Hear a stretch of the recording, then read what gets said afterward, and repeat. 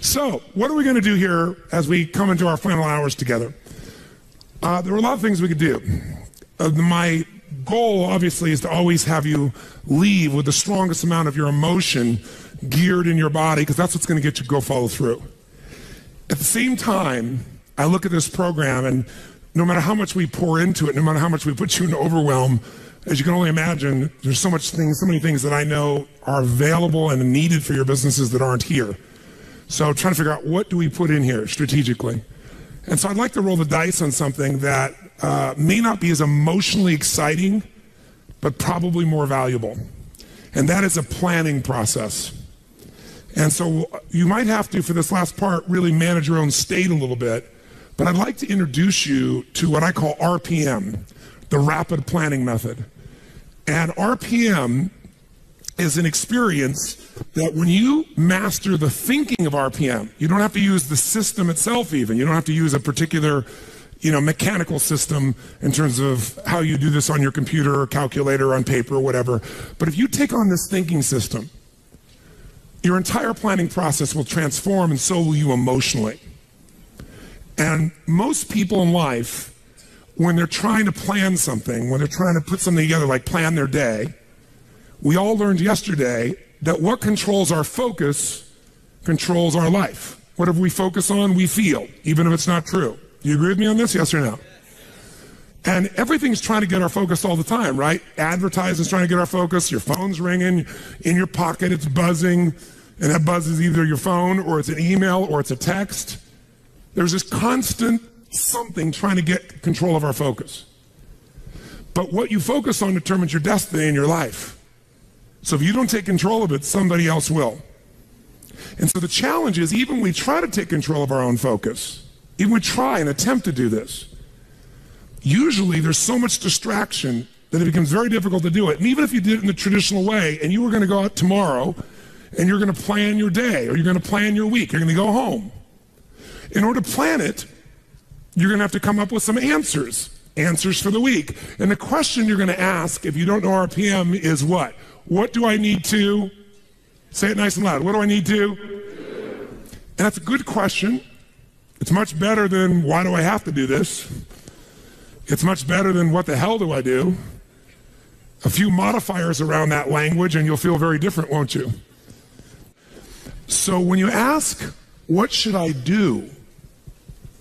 The answer you're going to get is usually based on whatever is most pressing on you at that moment.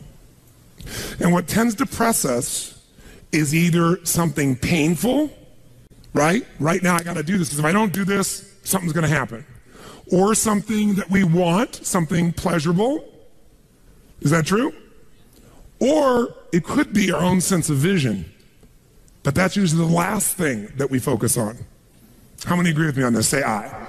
So let's say, for example, someone keeps coming to you and goes, I need this, and I need this, and I need this. And they do that in the form of your text. They do that in the form of a phone call. They do that in the form of an email. They do that in the form of walking up to you and go, hey, Tony, can I ask you a question?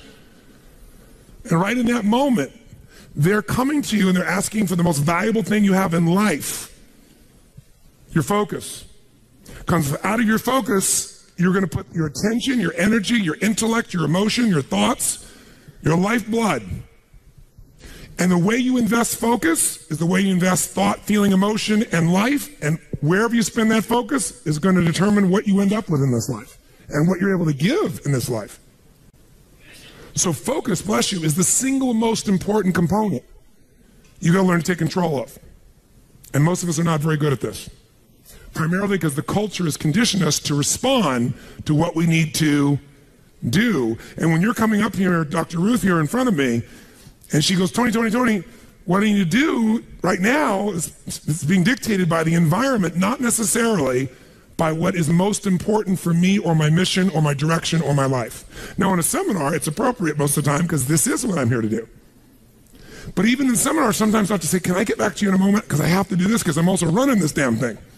I'm not just on stage, right? So the combination makes me have to look at it. And there's an army of people back here running it, and I got to help them, or they got to help me, and a lot of moving parts. So sometimes I got to stop and not let you take my focus, even though I'd like to give it to you. But if I were to ask, what do I need to do? I'm going to get a certain quality of answer. Let me give you an example of what I mean. True story. President, I won't go any deeper than what I can reveal without being disrespectful in any way, shape, or form. I would never do that. But it's a known fact, because it got out in the newspapers. There was a stage when President Clinton called me. And when he called me, he literally called me up and said, and I'd known him for a little while and worked with him prior, but he called me up and said, they're going to impeach me in the morning. What should I do? And I kid about it today. I said to him, well, could you have called me sooner? You know? But what truthfully I said after that was, I can give you my answer to that question, but I don't know if that's really the question you want to answer. Because the answer of what you should do requires a different question to be asked first, which is what's most important to you? Because if what's most important to you is to stay in office, then obviously you should just keep doing what you're doing, because even though they'll go try to impeach you, they won't have enough votes and you'll stay in office. But if your outcome, what do you want? What's your outcome? What's the result you're after? That changes what you do. If your outcome is to regain respect from mothers, fathers, what they can say to their children about the President of the United States, then based on that, you might have to do something different. And I said, it's easy for me to say, because I'm not in your position and I'm not facing an inquiry in the legal side. And he said, yeah. And I said, but you're also a lawyer. Now, you certainly know the law. And I said, you know what you can say. He goes, yeah, well, you don't have somebody coming at you, you know, stars coming after me. He's trying to do this, trying to do that. I said, I know that. So I'm not telling you what to do. You're just asking me what to do. I won't tell you that. First, you got to tell me, what do you want? If you don't know your outcome, if you don't know the real result you're over and you answer what to do, you may even get what you want. You may do that, get the result, but it's not the result you really wanted. That's, again, the difference between strategy and tactics, isn't it? Which is one of the single most important lessons I hope we got across to you this week. So you got to learn to ask a different question than what to do, because how many of you found out that it doesn't matter what the day in your life is? If you really write down everything you got to do, there's no way in hell you could do it all. How many agree with me on this? Raise your hand and say aye. So most of you start out in the old days with a little time management book and you used to write down all your to-dos, right? How many used to have one of these? Right? You write down all your to-dos, and then in the early days, you actually put like A, B, C priority maybe in the very beginning. Anybody get that anal to be able to do that? Separate them out so you focus on the priorities, and then maybe even plan when you were going to do them in your day. And that lasted about how long? You still carried that book around with you in those days when it was on paper, remember that? But what it was your address book in those days, because you didn't have an iPhone, right? It was your calendar and your address book and a few crappy things you wrote down, but you never sat down and wrote the whole list out because you knew you weren't going to do it all, and it just felt like hell every day to rewrite it all. Who can relate with what I'm saying as being true? Say aye. So when I only had one company to run, I was just a kid, I went to one of those programs prior to the days of Franklin and Covey and all those guys. It was called the Time Bank. And we had this 3-ring binder like this. It was so cool, and it had its tabs and had my calendar in the front so I could schedule things, and have these daily little tabs. I could plan out the day and write my to-do list. And then it had my A through Z's in the back where I could file under people's names and things, all the details I needed. And then that was all the phone information, because there wasn't email in those days. And you carried around this little mini suitcase of these big rings, and it worked really cool. It was great. But I learned once I had 2 companies, and then 3, and then 4, then 5, there was no way. My to-do list got bigger and bigger and never got to be done. And I found myself not writing it down, and then I found myself doing it in my head. And I got a pretty good memory, but man, that was painful. I felt the shock of it all over again. Bottom line is, I said, there's got to be a better way. And I kept thinking, what controls our life is what we focus on. What we focus on, we feel. What we feel and focus on, we move towards. Wherever focus goes, energy flows. So wherever your focus goes, energy flows. So if I want to control my focus, the most powerful way is by asking what? Better questions. So I need to come up with a better question, because what to do is a painful question. And it's a stupid question very often. When you're starving hungry on the first day, what to do is obvious. Go get some food. But some of you, in spite of the hunger, and those who've never been to a program in my mind, the pissed offness with Tony Robbins that he would go so long, People went back, they go, but this is not right. And so they said, then go get some food. They go, no, but I don't want to miss it. Now, our fault for not communicating in advance, but the point of the matter is most of you decided what to do based on a larger outcome than the urgency of current pain. You decided, no, what's most important is to get this material, even if it's a little painful in the short term. I can eat a little bit. I'm hungry, but I can survive. I am not in Africa. This is not the last meal that I've had for 6 weeks. There may be some body fat I could be burning in the next 2 hours while I'm learning. Who knows? You know, maybe. Maybe I'm not really dying. Maybe that's just the language I use, and the language I use is producing my emotion. People say they're starving. Really? Look in the mirror. Are you starving? No, I didn't say that to anybody because no one came up and said anything to me about it. That Tony. Oh, Tony, will you take a picture with me? Yes, of course, right?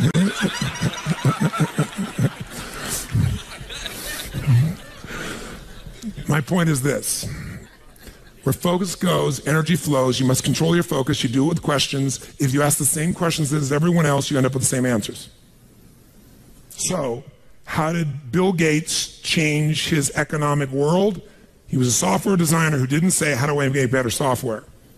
He asked, and caught everyone else to ask, how do we become the intelligence that controls all computers worldwide?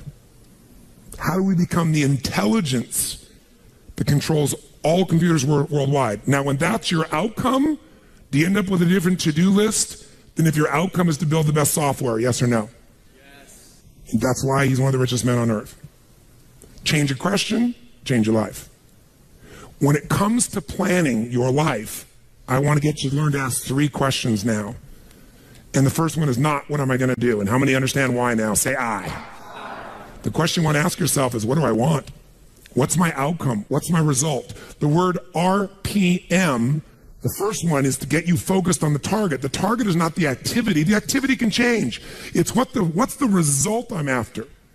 If you know exactly what it is you really want, what you desire, what you're really after, clarity is power. The more clear you are and specifically what you want, the faster your brain can get you there.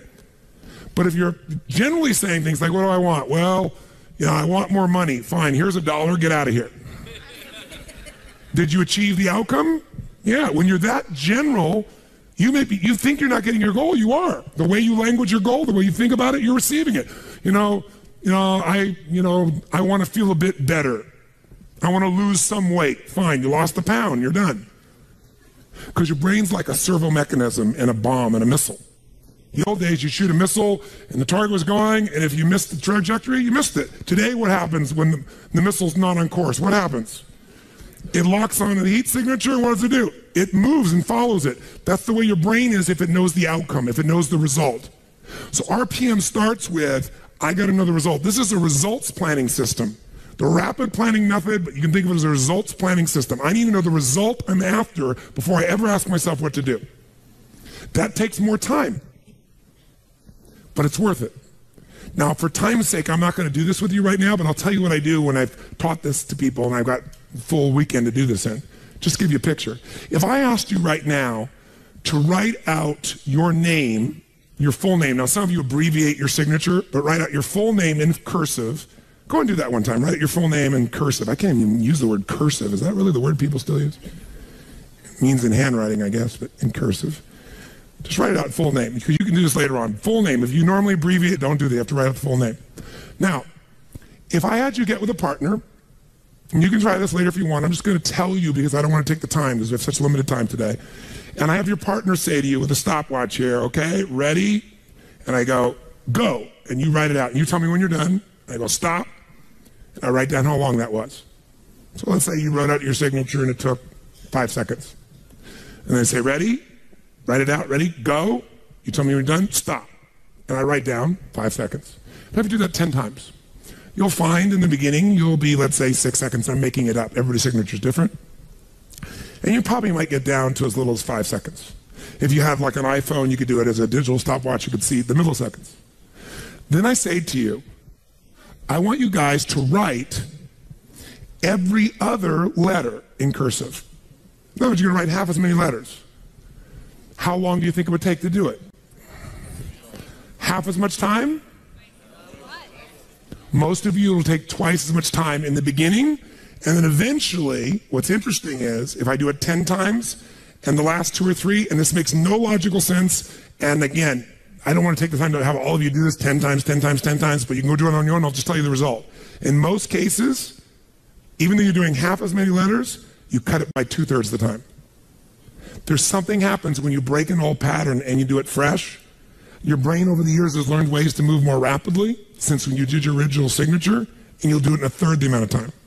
It'll take twice as much at first, and then it'll cost you 1/3 amount of time. Now let me tell you why I'm telling you this. The system I'm calling the rapid planning method, by the time I show it to you, you're gonna go, this takes more time than just making my to-do list.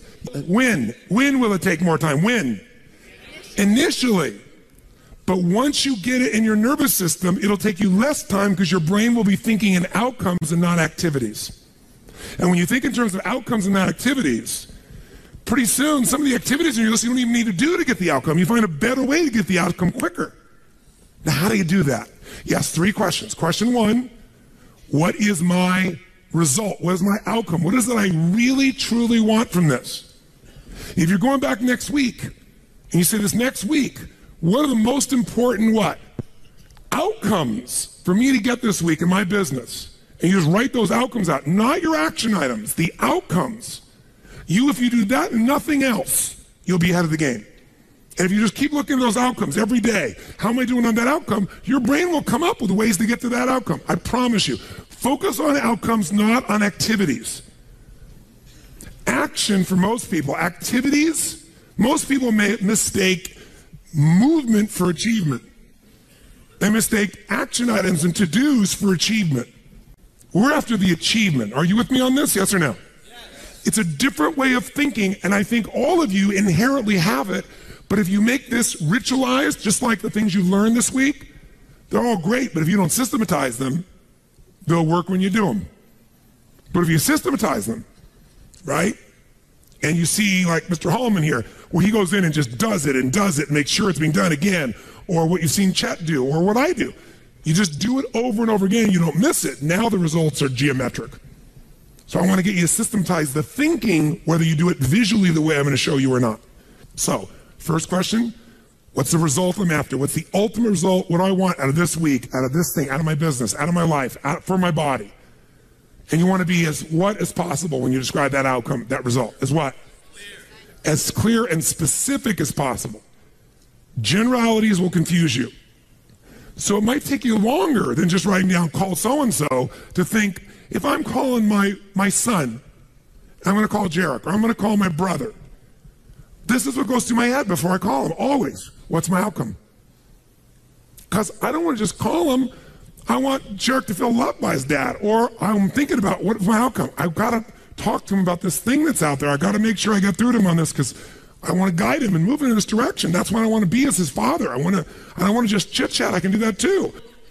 If you think before every phone call, before every time you're planning your day, and you think before you have any meeting, what do you think the first thing I ask of anyone when we sit down in a meeting is? Okay, what are your outcomes? What are the outcomes for this meeting? First thing I want to know, because if I know the outcomes, guess what? A lot of meetings, they're done pretty quick. Because if I know the outcome, you don't have to go through all the activities to sell me on it. Just, that's your outcome? How do you want to do it? Sounds good to me? Rock. That's how you make a meeting productive. I know a meeting's productive not by the hours or time. Sometimes it takes longer to the outcome than you want, but I'm going to get the outcome. That's, by the way, what you see with me on stage. That's why my times vary. It's based on an outcome. I'm going to get that outcome. I don't give a damn whether it's the right time or not. I want to do it in that time, but I must deliver the outcome. How many get that? And by the way, how many like to have your company focused on outcomes, results, and not activities? Say aye. People say all the time, well, did you get that done? Well, I left them an email. I left them a voicemail. I've sent them 3 emails. How many times have you heard that? When that happens with me, I'm like, but I don't show it. I just like, really? Wow, that's fascinating. We'll explain about our culture. It's about getting the result. So I can help you if you can't figure another way to do it, but there may be 12 other things we might want to do. Maybe they don't have the answer. Maybe somebody else can give us the answer. The outcome was to get this information, not to leave an email or 12 or 3 voicemails. That will not do any of us any good. How many follow? Now, whether you get the outcome or not, whether you get that result, will be based, first, do you have clarity? And the second thing is, whether you got enough emotional juice to keep going after it when things don't work out. So the second part of RPM is the purpose. RPM, by the way, how many knows what it means when you increase the RPMs in a car? Anybody here? What does that do? It builds up what? Power, speed. Higher RPMs, you can explode through something, right? You can make something happen. So think of this metaphorically also, this rapid planning method, this result planning method. So it's rapid planning, it's a result planning. You want a results-focused, purpose-driven, massive action culture. That's what RPM stands for. It's how you build up power and you break through. But whether or not you get that result will be, are you clear and specific? But also, do you have enough juice when it doesn't work out? How many of you are going after an outcome in your day or in your week, and for whatever reason, you're not able to get it? The person doesn't respond, they're not there, the thing's not there, something interferes, somebody interrupts you. Who's had their plans interrupted? Raise your hand and say, I. So whether you keep doing it or not is, do you have enough emotional juice? See, guys, you all know out of this week, you got more than enough to take your business to a whole nother level. You got more ways. You can go home and be artists now. And some of it, went by so fast, but many of you have the program, you'll watch enough times, you'll be there. Some of you are going to invite us in, we're going to be there and make sure you do it. So it's going to happen.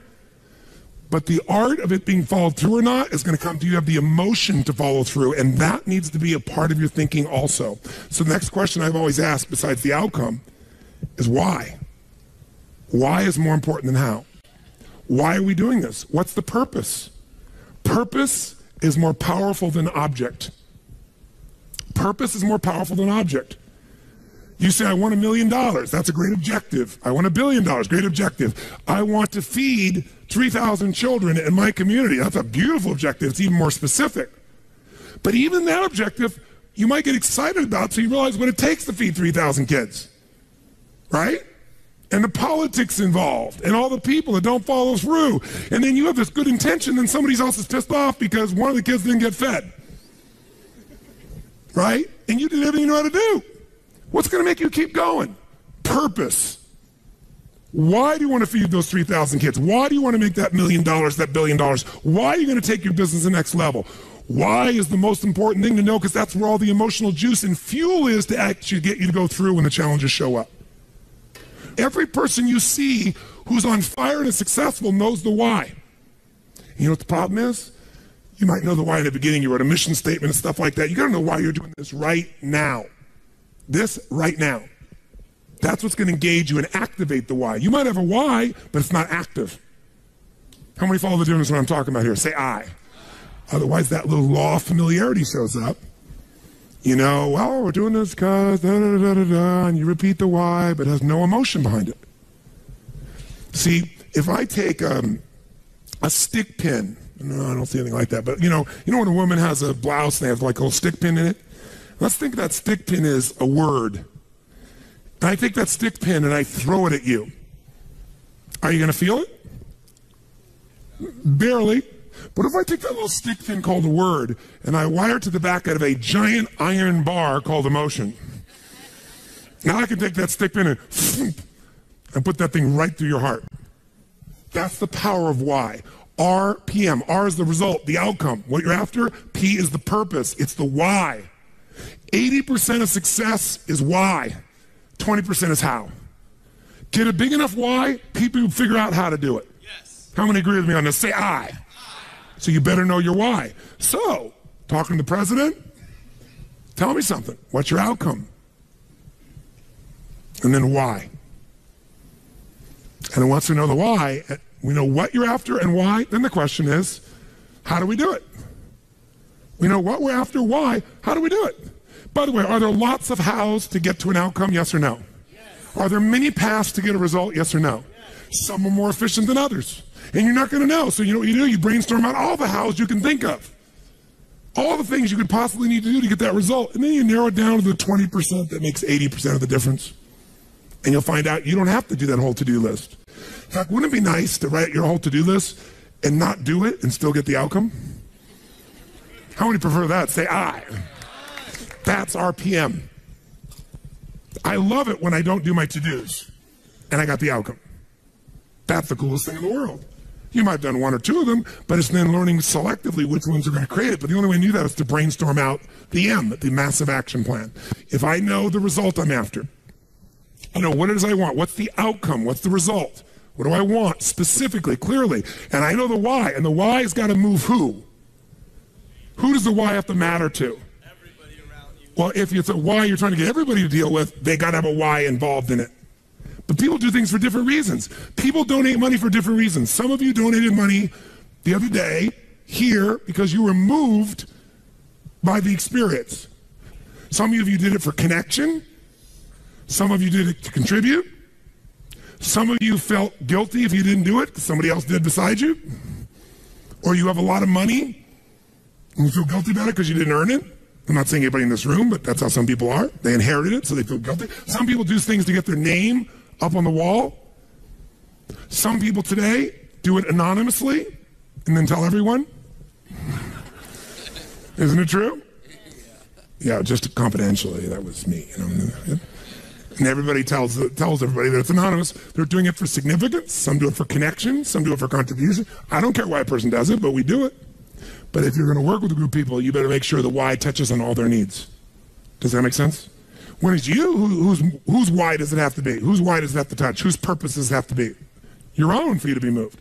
So if you know the result and you know the purpose, now you need the M, which is the massive action plan. We also call the massive action plan the map. It's your massive action plan, your map. How are you going to get there? What are you going to do? And by the way, when you're crystal clear on what you want and you know why you want it, you can make a big map. You can brainstorm a million ways to do it. Not all your houses are going to work. That's why you make a whole map. And then go back and gradually asterisk the ones that are the most important and go hit those. You might get the whole outcome in the first two action items and get rid of your whole rest of your list. This is RPM. This is how I operate. Now, if you never did this on paper and you just did this thinking process in your head, you'll get invaluable resources. If you learn to put this on paper, it'll be more powerful because then your brain isn't racing and you can see it. If you make it into a system that you personally use, your productivity will explode. If you teach your whole company to do this, your company will go to levels you can't even imagine because everyone will maximize their productivity. And it is different than any other system in its essence because it causes a different focus with a different level of emotion, greater creativity as a result of that, and then it shows you how to leverage it all. Does this make sense? Yes. So those three pieces, results planning, asking what question? What's the first question you're going to always ask? What do I really want? What's my outcome? What's the actual result I want from this day, from this week, from this conversation, from this meeting? Doesn't matter what it is. If that's all you ever do, you're already practicing RPM at a fundamental level. But if you want to juice it up, you ask the second question. What's the second question? Quick. Why do I want it? Why? What's juicy about this? What excites me about this? What do I really want about this? If I'm going to call this person, why am I calling them? And then you know what? When you get a stronger why, the action items change because you're in a different what? Who knows? A different what?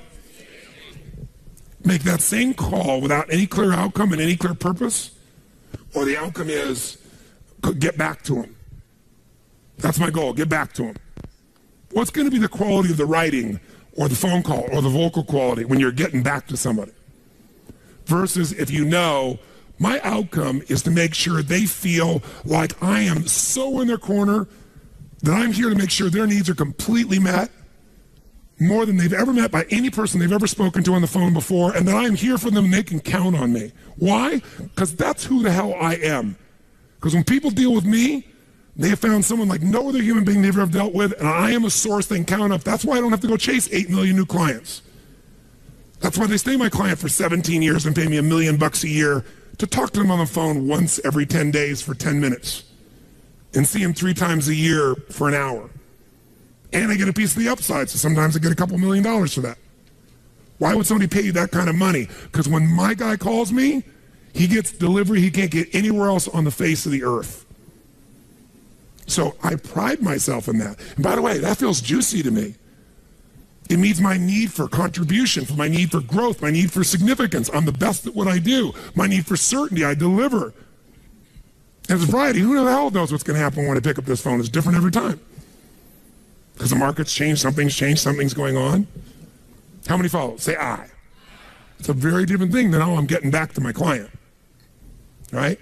And the way you're going to come across is different.